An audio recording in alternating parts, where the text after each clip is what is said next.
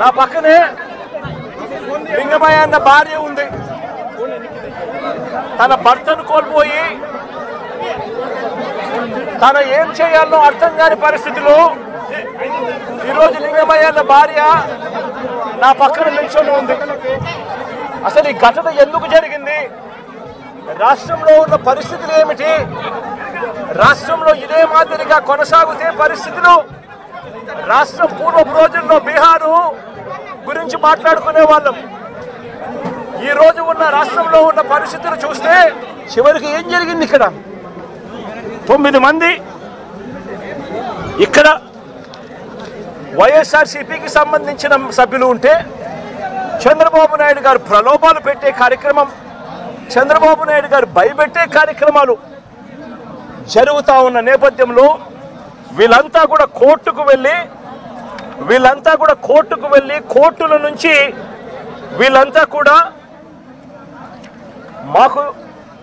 మాకు ప్రాణహాని ఉంది, ఎంపీపీ ఎలక్షన్లలో మేము పార్టిసిపేట్ చేయాలి అని అంటే మాకు ఇబ్బందికర పరిస్థితులు ఉన్నాయి అని చెప్తే కోర్టు అక్షంతలు వేసి పోలీస్ ప్రొటెక్షన్తో ఈ ఎన్నిక జరిపించండి అని చెప్పి కోర్టు ఆదేశాలు ఇస్తే కోర్టు ఆదేశాలతో 8 మంది కోర్టు ఆదేశాలతో ఎంపీటీసీలను తీసుకొని వస్తూ ఉంటే మధ్యలో పోలీసులు ప్రొటెక్షన్ తీసుకొని పోలీస్ ప్రొటెక్షన్తో వీళ్ళంతా కూడా ఇక్కడికి వచ్చి ఓటు వేయాల్సిన పరిస్థితుల్లో పోలీసులు ఏం చేశారు, తీసుకొని వచ్చి వీళ్ళందరినీ కూడా మధ్యలో రామగిరి ఎస్ఐ సుధాకర్, ఈ రామగిరి ఎస్ఐ మధ్యలో ఈ సుధాకర్ అనేవాడు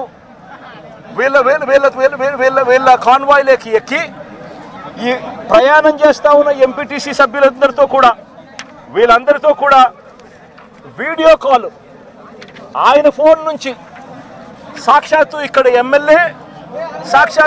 ఎమ్మెల్యే కొడుకు వీళ్ళతో వీడియో కాల్ చేయిస్తాడు, మాట్లాడిస్తాడు. చేసేటప్పుడు భారతమ్మ అని చెప్పి ఒక ఎంపీటీసీ సభ్యురాలు ఉంటే ఆ ఎంపీటీసీ సభ్యురాలకు సంబంధించిన అమ్మా నాన్న వాళ్ళిద్దరిని వాళ్ళ దగ్గర పెట్టుకొని ఆ వీడియో కాల్లో వాళ్ళ అమ్మా నాన్నను కూడా చూపించి నువ్వు కనుక ఓటు వేయకపోతే మీ అమ్మా నాన్న వాళ్ళు ఇంటికి కూడా రారు అని చెప్పి వీడియో కాల్లో ఏకంగా బెదిరించే కార్యక్రమం జరిగింది.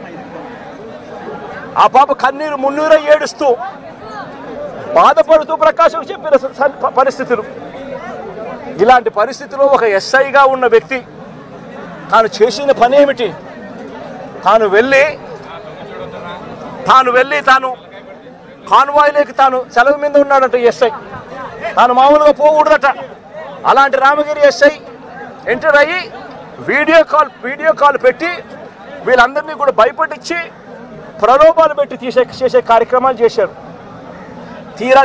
తీరా చూస్తే ప్రలోభాలకు వీళ్ళు ఎక్కడా కూడా లొంగని పరిస్థితి ఎప్పుడైతే కనిపించిందో అప్పుడు ఇక ఎన్నికకు ఎంపీడీఓ కార్యాలయానికి తీసుకొని పోయి ఎన్నిక జరిగించే కార్యక్రమానికి ఫుల్ స్టాప్ పెట్టించేసి టైం అయిపోయి చేసేట్టుగా చేసి ఎన్నిక లాస్ట్కు కోరం లేదని చెప్పి ఎన్నికను పోస్ట్పోన్ చేసే కార్యక్రమం చేసిన తర్వాత ఇదే ఎస్ఐ వీళ్ళను పెనుగొండకు తీసుకొని పోతాడు.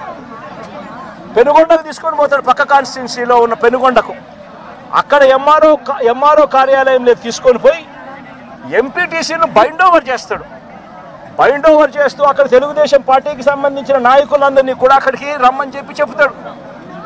అదే సమయంలో అక్కడికి వెళ్ళి ప్రకాష్, మా ఉషమ్మ వీళ్ళిద్దరూ పెనుగొండ నియోజకవర్గంలో ఏం జరుగుతూ ఉంది అని చెప్పి వీళ్ళిద్దరూ అక్కడికి వెళ్ళి మా పార్టీకి సంబంధించిన అంటే ఈయన తనకు సంబంధించిన ఎంపీటీసీలు, మా పార్టీకి సంబంధించిన ఎంపీటీసీలు మీరు నిర్బంధిస్తే ఆ ఎంపీటీసీలకు మద్దతుగా వీళ్ళు అక్కడికి వెళ్ళి ఆ ఎంపీటీసీలను వీళ్ళు తీసుకొచ్చుకునే కార్యక్రమాలు చేస్తే వీళ్ళిద్దరి మీద కేసులు.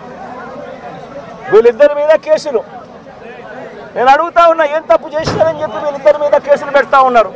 వీళ్ళు ఏమైనా తెలుగుదేశం పార్టీకి సంబంధించిన ఎంపీటీసీలను ఏమన్నా తీసుకొస్తే కార్యక్రమానికి చేస్తున్నారా, లేదే మా పార్టీకి సంబంధించిన ఎంపీటీసీలను సాక్షాత్తు పోలీసుల సమక్షంలో పోలీస్ అధికారే తెలుగుదేశం పార్టీ నాయకులతో కలిసి మా పార్టీకి సంబంధించిన ఎంపీటీసీలను కిడ్నాప్ చేసే కార్యక్రమం ఒకవైపున జరుగుతూ ఉంటే అడ్డుకునేందుకు వీళ్ళు అక్కడికి వెళ్ళి ధర్నా చేసి ఎంపీటీసీలను తీసుకొచ్చుకునే కార్యక్రమం వీళ్ళు చేస్తే వీళ్ళ మీద కేసులు పెడతారు. మరోవైపున ఇటువంటి ఘటనలలో మండలంలో, ఇటువంటి రామగిరి మండలంలో ఇటువంటిది జరగకోకుండా మళ్ళీ ఉప ఎన్నికలు మళ్ళీ పిలుస్తారు, మళ్ళీ నోటిఫికేషన్ మళ్ళీ పిలుస్తారు. పిలిచినప్పుడు తెలుగుదేశం పార్టీకి మద్దతు లేదు కాబట్టి, వాళ్ళు ఎలాగో గెలవరు కాబట్టి దాన్ని హుందాగా వదిలేయాల్సింది పోయి ఇటువంటి ఘటనలు మళ్ళీ ఇటువంటి ఘటనలు పునరావృతం చేసే విధంగా రామగిరి మండలంలో భయం క్రియేట్ చేసేదానికోసం ఈ మండలానికి సంబంధించిన ఒక ఇంపార్టెంట్ నాయకుడిని 27వ తారీఖున అటాక్ చేశారు ఇదే ఊర్లో. 28వ తారీఖున మళ్ళీ అదే ఇంటిని అటాక్ చేశారు.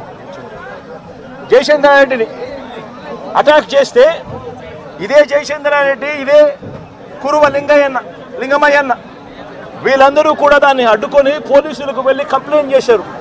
ఎందుకు మమ్మల్ని అటాక్ చేస్తూ ఉన్నారు, మండలంలో భయాందోళన క్రియేట్ చేసేందుకోసం అని చెప్పి మళ్ళీ ఈ ఎన్నిక జరిగితే ఈ ఎన్నికల్లో మళ్ళీ వైఎస్ఆర్సీపీ ఎంపీటీసీలను భయపెట్టాలనే ఉద్దేశంతో, భయానికి గురి చేయాలనే ఉద్దేశంతో అటాక్ చేసే కార్యక్రమం జరుగుతూ ఉంది. దీన్ని అరికట్టండి అని చెప్పి పోలీసులకు వెళ్తే పోలీసులకు ఘటనకు సంబంధించిన కంప్లైంట్ ఇచ్చినా కూడా పోలీసులు కనీసం పట్టించుకున్న పాపాన పోలేదు. 28వ తారీఖున మళ్ళీ